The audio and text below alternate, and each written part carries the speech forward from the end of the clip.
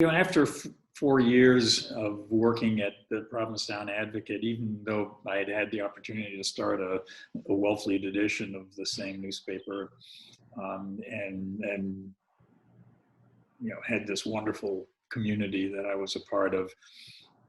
I realized I was a big fish in a very, very, very, very teeny pond,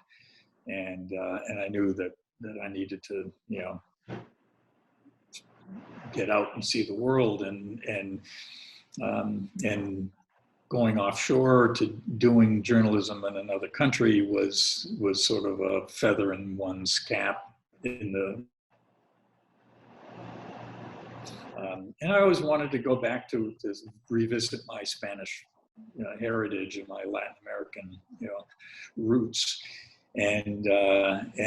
so I took a job as a reporter, and then about a year later, I became the editor of the same newspaper.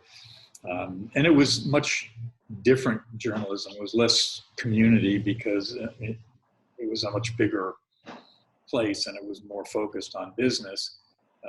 But I did get a chance to do some investigative journalism at Caribbean Business, and ended up doing a series of articles that put some very bad people in jail for a long time. They were running airlines into the ground and had this whole business of not rebuilding the engines on the DC-3s that the airline owned, and knowingly flying these planes around, and people died in the crashes that ensued. And so working with the SEC, who were following my journalistic endeavors, I uncovered a lot of information that the SEC later used to bring them to court and ultimately to jail. So that was pretty interesting, and won an Overseas Press Club award for those articles, and that sort of gave me enough creds to pretty much go anywhere I wanted to go. But at the same time, at Caribbean Business, I was one of the things that I wrote about was the yachting world of Puerto Rico, more from a social point of view rather than from a business point of view. And so I covered the local regattas, and I when an interesting boat would come to town, I'd go and interview the captain, and wrote about fishing and all the the things that I loved. And I even had a radio show which became very, very popular in San Juan, an English language radio show, and I realized that no matter how much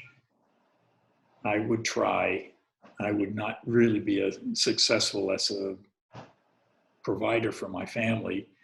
going to work for another mid-sized newspaper or whatever my next step would be. And at the same time, I was meeting magazine writers who were making a lot of money and doing wonderful things and having a great time. So I decided that maybe I should shift and try to find a magazine to write for. And I ended up getting a job at Cruising World magazine in Newport, Rhode Island, and sort of found kind of where, at least at that point in time in my life, I belonged, and got to do what I really loved to do in a subject that I knew about and cared about, and had a lot of passion for. And so that one thing led to another, and finally ended up starting my own magazine.